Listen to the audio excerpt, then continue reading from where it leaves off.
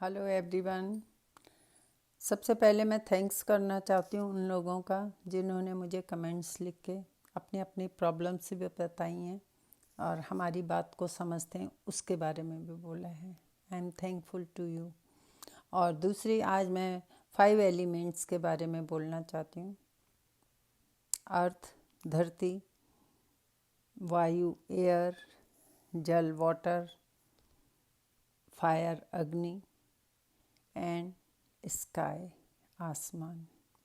इन सब में धरती को हम सबसे पहले लेते हैं कि सबसे ज़्यादा अगर धरती दुखी है तो धरती है। इससे ज़्यादा मतलब माँ, जो धरती हमारी माँ है, और जो भी हो रहा है ये अर्थ पे ही हो रहा है, इसलिए अर्थ बहुत दुखी है। मैं आप सबसे यही कहूँगी, अर्थ को ब्लेस करिए।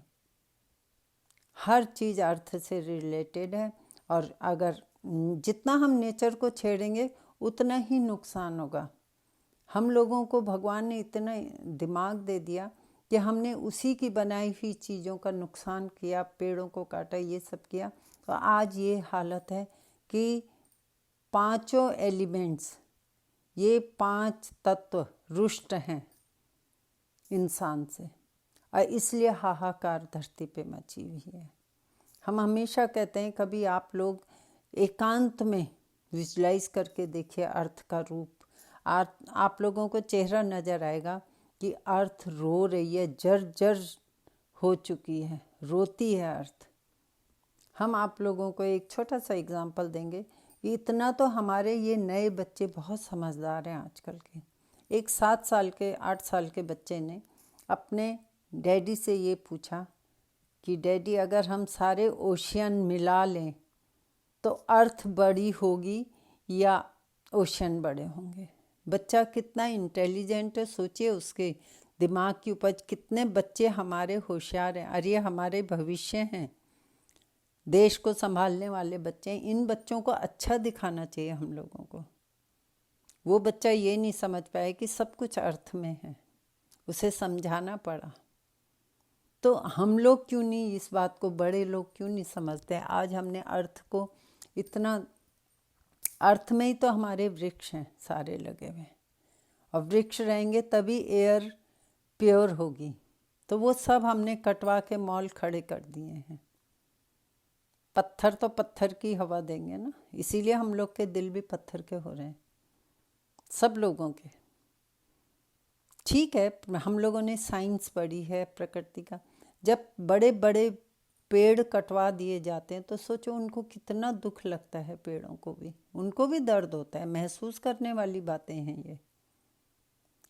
तो एयर कहाँ से अच्छी होगी, वायु कहाँ से अच्छी होगी? वृक्ष तो कट चुके हैं, ऑक्सीजन की कमी होगी। और ऑक्सीजन की कमी हम पिछली बार देख चुके हैं कोरोना काल में। एक एक घर से 7 लोग जा चुके हैं ऑक्सीजन के क्राइसिस की वजह से, कमी की वजह से। कैसे उभरेंगे उस घर के जो छोटे बच्चे रह गए? उनके मन में एक दिमाग में दहशत बैठ चुकी है। उन्होंने 7 लोगों को देखा है अपने घर से जाते हुए, और वो दिमाग उनका डेवलप कैसे होगा? उस दुख से कैसे उभर पाएंगे? इस बात को हम लोग को समझना पड़ेगा। हवा दूषित कर दी है हम लोगों ने अपने सुख के लिए, अपने आराम के लिए। आजकल एयर प्योर है ही नहीं। हवा के रुख भी बदल चुके हैं। जब हवा तेज, आंधी तूफान आते, पहले भी आंधी तूफान आते थे पर इतनी नुकसान नहीं होता था। आज तो हवा के तूफान से मकान भी टूट रहे हैं। सोचिए आप, जो कभी नहीं सुना वो हो रहा है। ये सब करनी हम लोग की है। पानी का हम देखते हैं, वाटर का। एक तो वाटर दूषित तो हो ही चुका है, हर चीज़ दूषित है। पानी का रुख ही बदल दिया है। नदी को हम रोकना चाहते हैं, बाढ़ आई हुई है, इवन मंदिर तक डूब रहे हैं। सोचिए, भगवान भी लाचार हो चुका है इंसान के आगे। राजस्थान में हमने कभी नहीं सुना था कि बाढ़ आती है। वहाँ तो पानी की क्राइसिस रहती है, लेकिन वहाँ भी अब जब ये पानी घरों में जाएगा तो बीमारियां ही तो फैलाएगा। और ये बीमारियां वही होंगी जिनका नाम हमने कभी सुना नहीं है। इसके लिए हमें अवेयरनेस होनी चाहिए। अग्नि का हम लेते हैं, अग्नि को देखिए चारों ओर हाहाकार मची है। छोड़िए इंडिया की बात, बाहर भी देखिए जंगल के जंगल तबाह हो रहे हैं, लोगों के घरों में आग लग रही है, हॉस्पिटल में आग लग रही है, मकानों में आग लग रही है। और सबसे बड़ी आग तो हम लोगों के अंदर लगी हुई है, एक दूसरे की ईर्ष्या की भावना, द्वेष की भावना, ये सब अग्नि है। बाहर की अग्नि को हम पानी से बुझा सकते हैं, लेकिन इस अग्नि को कैसे बुझाएंगे? ये तो हमारा शरीर को ख़त्म कर देगी। ऐसी बीमारियां निकलेंगी हमारे शरीर से जिनके हमने नाम कभी नहीं सुने थे। इसलिए ये बात हमें समझनी पड़ेगी। इसके लिए हमें शांत रहना बहुत ज़रूरी है। आकाश का हम देखते हैं, आकाश तो असीमित है, लेकिन वहाँ भी इंसान ने कसर नहीं छोड़ी। आज आकाश से बिजली गिरती है, मंदिर के ऊपर गिरती है, लेकिन मंदिर क्योंकि पिरामिड होते हैं मंदिर में बने हुए, पिरामिड की वजह से हमारी मूर्तियाँ खंडित नहीं हुई कहीं से भी। हम लोग क्यों नहीं समझ रहे हैं? साइंस तरक्की करते हैं, हम मानते हैं प्रोग्रेस के लिए साइंस खूब आगे बढ़ती है, साइंस का भी ज़रूरी है, लेकिन एक लिमिट तक। हर चीज़ की लिमिटेशन होती है। हम लोगों ने तो अपने को भगवान समझ लिया है और हर चीज़ पे विजय प्राप्त करनी चाहिए। उसका अंजाम यही सब है। कभी सुना था कोरोना नाम की बीमारी? कभी नहीं। ये अर्थ के ही ऊपर है, चाहे इंडिया हो चाहे आउट ऑफ इंडिया हो, सब तरफ हाहाकार मची है और सब तरफ बहुत बुरा हाल है। इसलिए हमारा इतना ही कहना है कि हम सबको, देखिए वृक्ष कटवा चुके हैं, अब वृक्षारोपण करने लोग, बहुत संस्थाएं हैं, फ़ोटो खिंचवाते हैं, इतने वृक्ष लग गए, इतने। अब कब वो वृक्ष बड़े होंगे, कब ऑक्सीजन देंगे? आप सोचो। कुछ वृक्ष के दर्द को महसूस करना चाहिए। पहाड़ के पहाड़ दरक गए हैं, बसों की बसें खड्ड में गिर गई हैं। हमने अपनी लाइफ में कभी इतना देखा नहीं है। इस तरह की प्रलय आती है। पहले भी पहाड़ टूटते थे, पर इस तरह नहीं कि बिल्कुल तहस नहस हो रही हैं जगह, धरती धंस रही है, ब्रिज के ब्रिज उड़ चुके हैं। हमने कभी नहीं देखा ऐसा। और ये आने वाली पीढ़ी क्या देखेगी? एक दहशत है इन बच्चों के दिल में। कब बड़े होंगे, क्या देखेंगे, गॉड नोज आने वाला टाइम कैसा है। इसलिए अगर आप लोगों को जरा भी धरती को शांत करिए।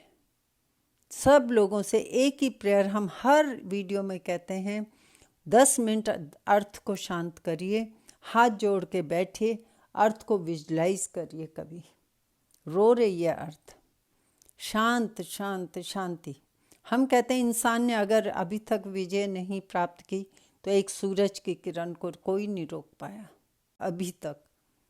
उसकी ताकत शुरू से अब तक ऐसी की ऐसी है, और ना रोक पाया, ना रोक पाएगा, और भविष्य में भी ये ऐसी ही रहेगी ताकतवर। इसकी शक्ति को कोई कम नहीं करेगा। इसलिए हम कहते हैं कि ये कुदरत की चीज़ें हैं, इनको ज़्यादा ना छेड़ें। आप सबसे अगेन मैं यही कहूँगी कि अर्थ को ब्लेस करिए, बच्चों को भी सिखाइए, हाथ जोड़ के। अर्थ शांत हो गई तो हम सब सुखी हो जाएंगे। जो कुछ हो रहा है ये अर्थ पे हो रहा है।